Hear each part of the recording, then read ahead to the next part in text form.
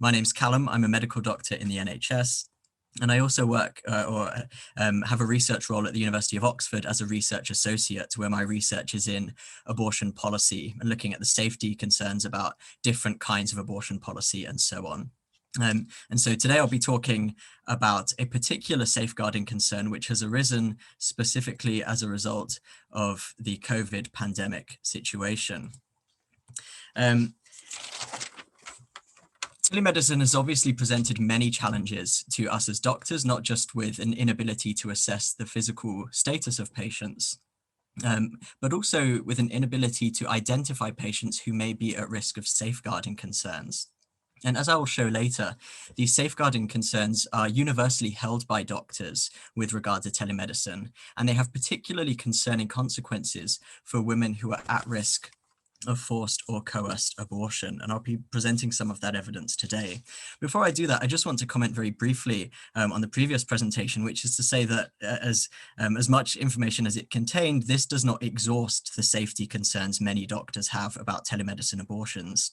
And there's an extra worry about ectopic pregnancies, which can be life-threatening and which telemedicine presents significant risks around. And I can talk more about in the Q&A if you'd like.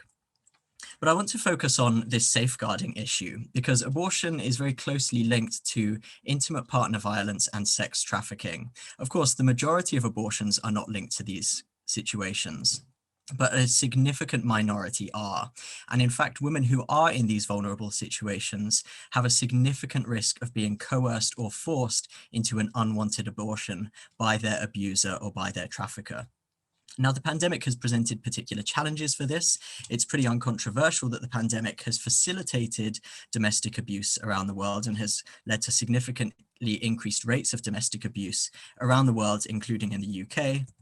And likewise, it's uncontroversial that human trafficking, including sex trafficking, has been facilitated by the changes that have been forced on us by the pandemic. Interpol, for example, says that human trafficking is already complex to detect in normal times, but because of the pandemic has been pushed deeper into the dark and its victims are further from possible detection and assistance. And similar concerns about this, specifically about identifying women in these situations, have been raised by pretty much every anti-trafficking group in the world.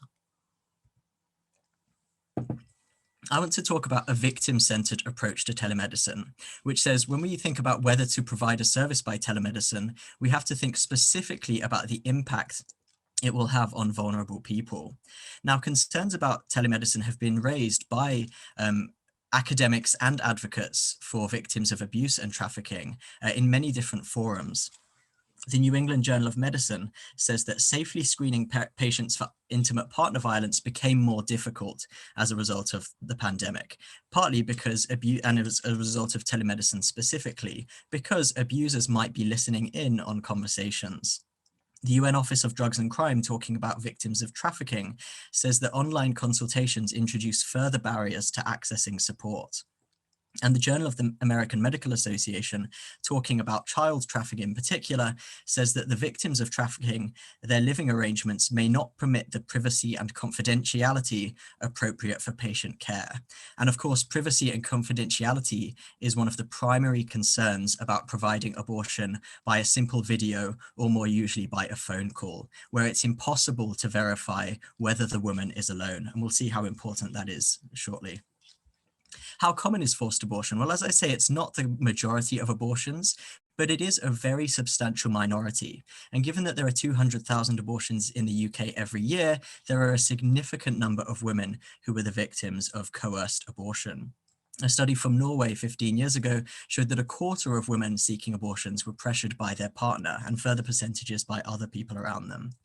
A survey from the UK just a couple of years ago showed that 7% of women were coerced into an abortion.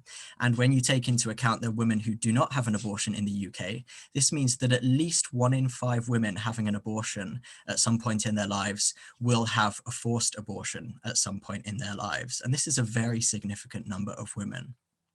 We know from the British Medical Journal that doctors in the US and the UK who have had access to abortion pills for much longer have spiked drinks and been convicted for spiking drinks of partners with abortion pills. Obviously, with a much easier availability of abortion pills, this sort of activity is much more easy for abusers to partake in. Likewise, abortion among trafficking victims is relatively common. It's estimated there are 10 to 13,000 potential victims of human trafficking in the UK, and about a third of these are specifically victims of sex trafficking.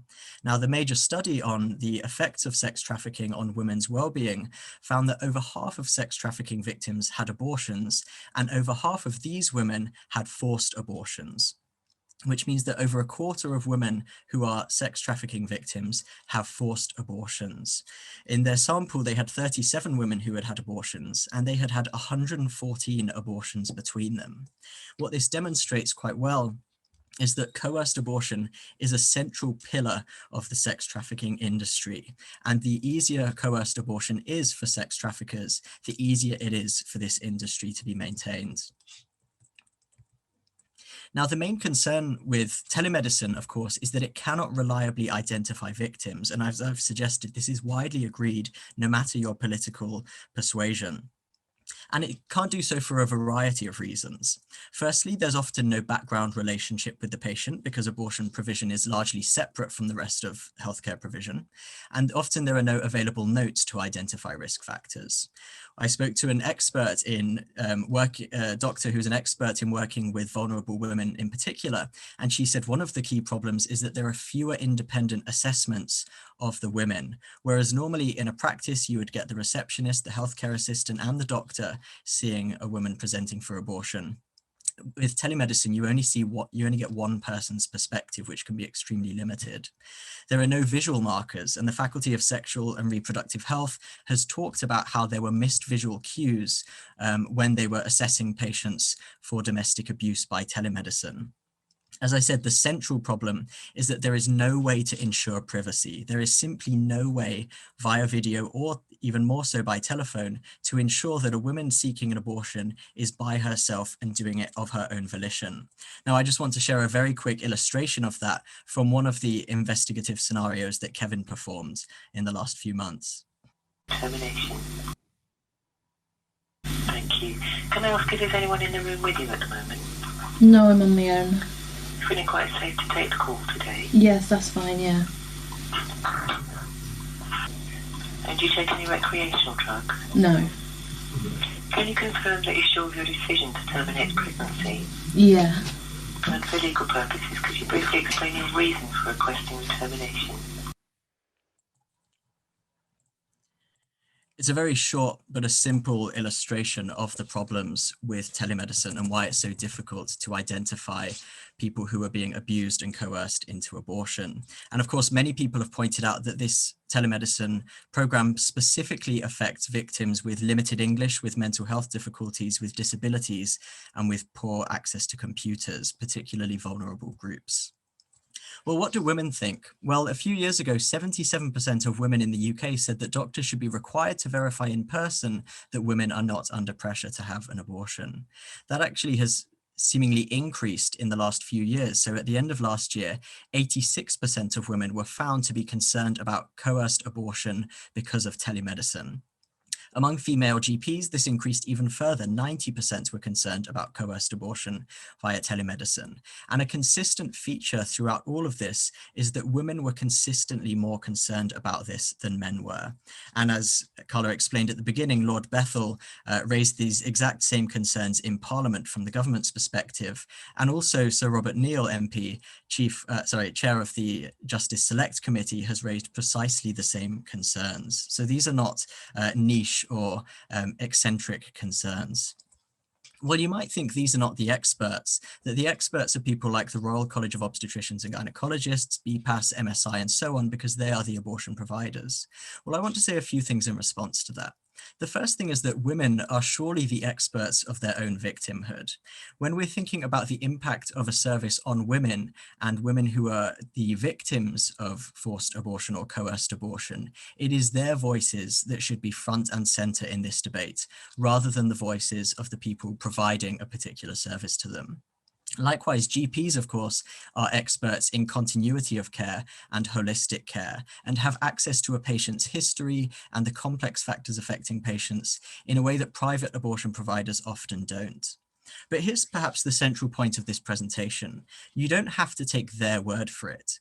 You don't have to believe women or GPs when they say they are worried about the impact of telemedicine on coerced abortion, because these concerns have also been raised by the people now advocating for telemedicine abortion. Let me give just a few examples.